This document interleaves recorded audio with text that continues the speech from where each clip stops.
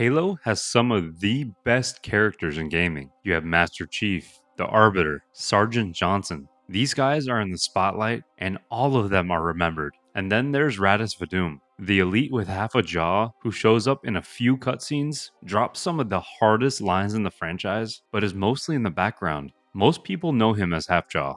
Some might not even know him at all. But when you actually look at what Rtas Vadum does across these two games, and what he did before and after them, you're looking at damn near the most complete warrior in Halo, and definitely the most underrated. This is his story, and why he's so slept on. Let's get right into it, guys. Rtas Vadum was born on September 21st, 2487 on Sanghelios. He grew up on the edge of one of the planet's oceans. As a kid, he'd explore the shoreline at low tide, catching sea creatures. When he was only 10, the tide actually pulled out way farther than normal. He wandered out to grab some rare creatures. The receding water was actually an incoming tsunami. He had to sprint nearly a kilometer back to shore to survive it. He is already experiencing brutality and adversity at such a young age, but it only escalates from here, guys. He graduated with honors from one of Sanghelios' top war colleges. He joined the Covenant military. He rose to Special Operations Commander, one of the most elite ranks in the entire Covenant. He was assigned to the Fleet of Particular Justice. That's the same fleet led by the Supreme Commander Rtas Vadum, who we know as the Arbiter from Halo 2 onward. Here's a really interesting detail I noticed though. After Halo 2 came out, Rtas actually didn't have his name at the time. The end credits simply list him as Spec Ops Leader. People started calling him Half-Jaw because of his missing mandibles. Years later, the nickname was officially made canon in the book Halo: Shadow of Intent. Those missing mandibles are his most recognizable feature, and how he lost them tells you everything about who he is and why he does the things he does in Halo 2 and 3. This next part of the story comes from the Halo graphic novel. It takes place during the events of Halo Combat Evolved, while the Covenant fleet is sitting above the first Halo ring. A Covenant supply ship called the Infinite Succor sent out a distress signal. The ship carried food and livestock for the fleet. Something had boarded it though. Rtas Vadum, who was still Supreme Commander at the time, assumed it was humans and ordered Rtas to take a Spec Ops team, board the ship, secure it, and rescue a minor prophet called the Minister of Etiology who was on board. However, Thal's assumption was incorrect. It wasn't humans. The Flood had gotten onto the ship, and by the time Rtas and his squad arrived, the parasite had already started converting the crew and the animals in the cargo holds into combat forms. This was one of the first times the Covenant encountered the Flood. Rtas and his team had no idea what they were walking into. Needless to say, his squad got torn apart. One by one, his soldiers were either killed or infected. The Flood actually took the ship's security codes from an infected elite, and a central mass was forming in the ship, probably a proto-gravemind.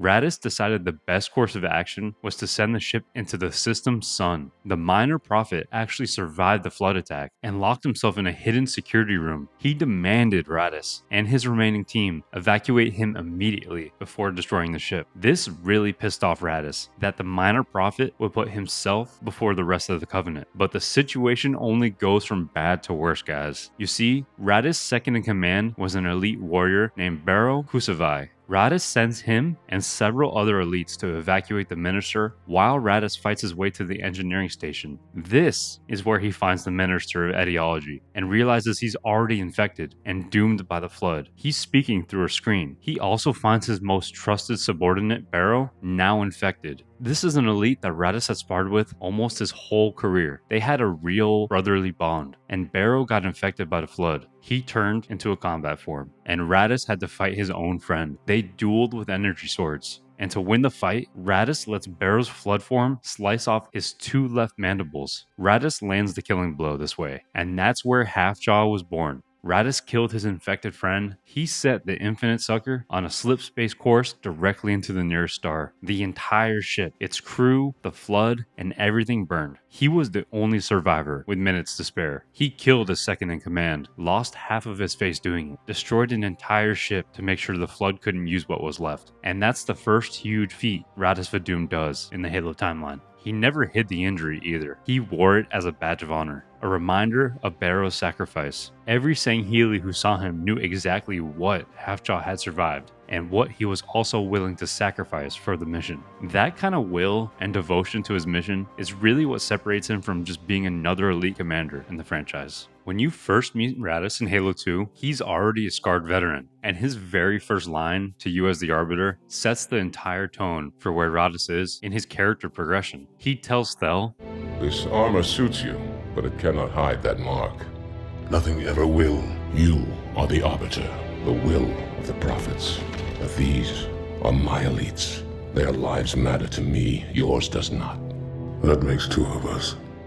And he's not trying to be disrespectful. He's a commander who's blunt on where his priorities are. His soldiers come first. He's already suffered the loss of a previous squad, his second in command. He's going to make sure it never happens again. Titles mean nothing to him at this point. He's a character who's haunted by his past and vows to never let history repeat itself again. Another super interesting detail about Rtas though is he showed genuine care for the grunts under his command. He told them to take cover behind the elites when danger showed up. That kind of concern for the lower caste of the Covenant was basically unheard of among the Sangheili. Most elites treated grunts like cannon fodder and disposable bodies. Rtas treated them like his soldiers. In Halo 2, he leads the Arbiter through some of the most critical operations in the game. The assault on the Heretic base, on the gas mine above Threshold, he's the one who smells the flood inside the facility.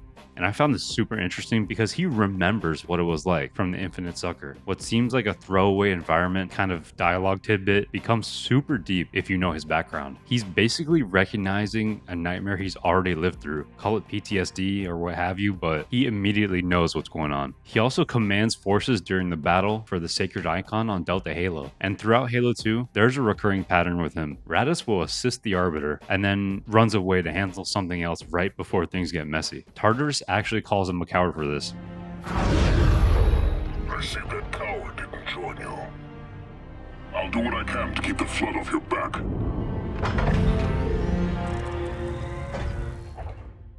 But the actual real reason is because he's invincible in the game. So he needs to disappear for gameplay purposes, but it almost seems like Rtas is handling his own operations off screen, like he's soloing another fight on a different front. And then comes the Great Schism. The Prophets betray the elites. The Brutes take over and start slaughtering elites. Everything's falling apart. And while the Arbiter fights Tartarus in the control room of Delta Halo, Rtas does something that I think doesn't get discussed enough, if at all. He led a strike force that boarded and recaptured the Shadow of Intent, which is a CAS class assault carrier, one of the largest and most powerful ships in the Covenant fleet. The Brutes had taken it. Rtas took it back though, through hand-to-hand combat. The boarding action was so violent that parts of the ship had to be sealed off as they were damaged with no time to repair. Rtas was ruthless, but given his victory, that ship becomes the flagship of the fleet of Retribution. Without Rtas capturing it, the elites don't have a carrier, and without a carrier, there's no Separatist fleet. And without that Separatist fleet, the successful alliance with humanity in Halo 3 never happens. So, I mean, the Arbiter gets the spotlight in Halo 2, and don't get me wrong, it's well deserved, but Rtas is the reason they have all of the surviving backup and a Separatist fleet in the first place. After the Great Schism was set off, Rtas set up a quarantine around Delta Halo and the infected High Charity. His fleet tried to contain the flood by basically burning any ship that attempted to escape. But one got through. A flood-infected cruiser called the Indulgence of Conviction broke through the quarantine and jumped to Earth. Rtas followed it. When he arrived in the Sol system and made contact with the Arbiter and the UNSC, he assessed the flood situation on Earth and made a call. He was going to glass the entire planet as a tactical necessity. His exact words to Lord Hood after the fact,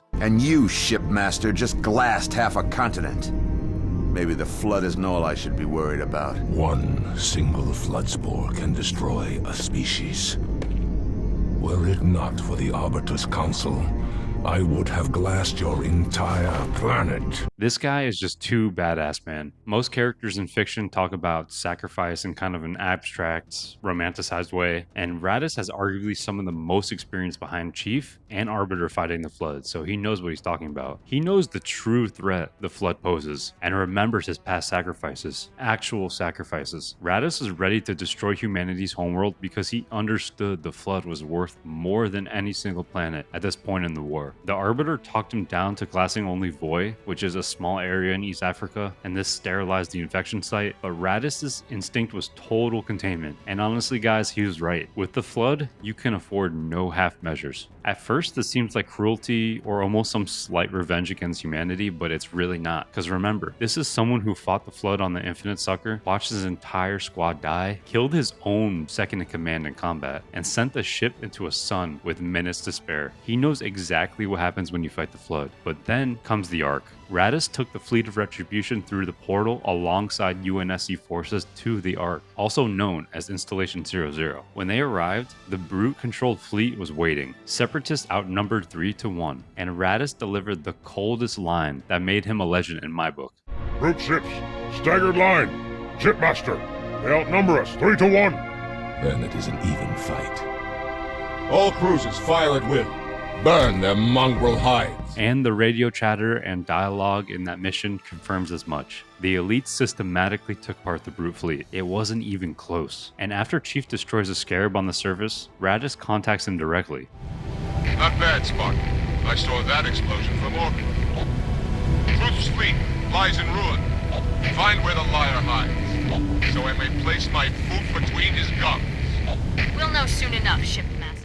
Another fun fact, Rtas is one of the only two Sangheili in the entire franchise to call Master Chief Spartan instead of Demon, the other being the Arbiter. Every other elite uses Demon as a sort of demeaning name given to Chief by the Covenant after he destroyed the first ring, but Rtas drops it. He sees Chief as a warrior and an ally, not an enemy at this point. Elites are known to admire humanity's grit and fighting spirit, but that's just a level of respect that most elites who fought alongside humanity never reached. After Chief and the Arbiter went to stop the Prophet of Truth, Rtas gathered every surviving Marine and elite he could find, loaded them onto the Shadow of Intent, and took the fleet back through the portal to Earth. He got everyone out. And that's where his story ends in the games. He and the Arbiter are last seen together on the Shadow of Intent, departing Earth for Sanghelios. Essentially two punished warriors heading home after decades of war. But his story doesn't even end there, guys. After the war ended in 2553, Rtas kept commanding the Shadow of Intent. He wanted rest. After decades of fighting, first against the humans, then the prophets during the Great Schism, also the Flood, he'd earned the rest, and he was sent by the Arbiter under the Swords of Sanghelios to patrol the frontiers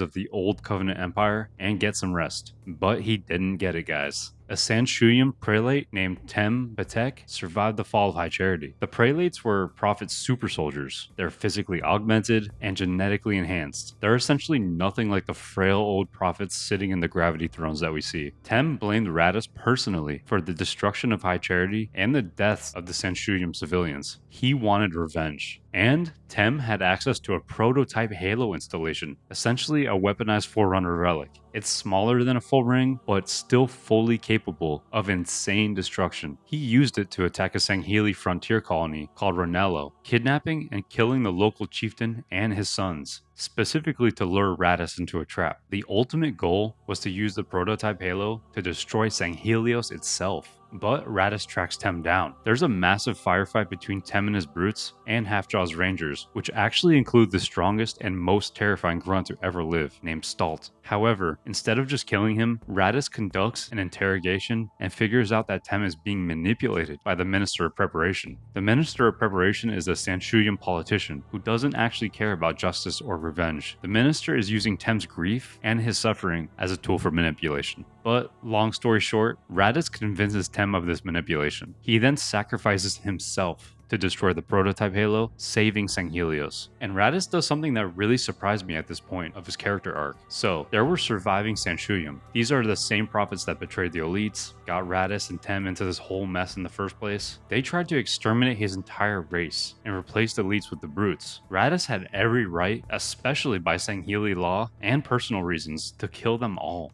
But he didn't have any prejudice or hate against the Sanshuyam. Instead, he sought retribution only against those who actively betrayed the Sangheili, saying it was important to distinguish the innocent from the guilty. He showed mercy to the very race that tried to destroy his people. That's the moment that defines Rtas Vadum. Even though he has some of the coolest lines and moments in the games, this is the moment he chose justice over continuing the cycle of war and power started by the prophets. This all comes from the Halo Shadow of Intent book, by the way, if you're curious. A lot of cool details in that book that I didn't quite go over in this video. And real quick guys, if you're enjoying this video so far, like and subscribe. I'm making more Halo videos as I play through all of the games again, and it's been a blast diving into the games and the lore surrounding them. Alright, so how exactly is he underrated though? You see, the Arbiter gets the playable missions, the complete character arc from villain to a revolutionary in the second game, and Chief is just obviously the badass Marine who gets the hero's journey. Johnson gets all the cool one-liners and the hero sacrifice at the end of 3. Rtas just gets a few cutscenes and a book, but look at what he actually did that we just went over. He killed his own infected friend and destroyed a ship to stop the flood. He captured the largest carrier in the Separatist fleet during a civil war through hand-to-hand combat with brutes. He built the fleet of retribution in the middle of that same civil war. He set up and ran the quarantine over the infected holy city High Charity. He oversaw the whole thing, and he was ready to glass Earth, not out of hatred or revenge, but just because he understood the threat better than anyone besides the Arbiter and Chief. He won a 3-to-1 naval engagement and made it look easy.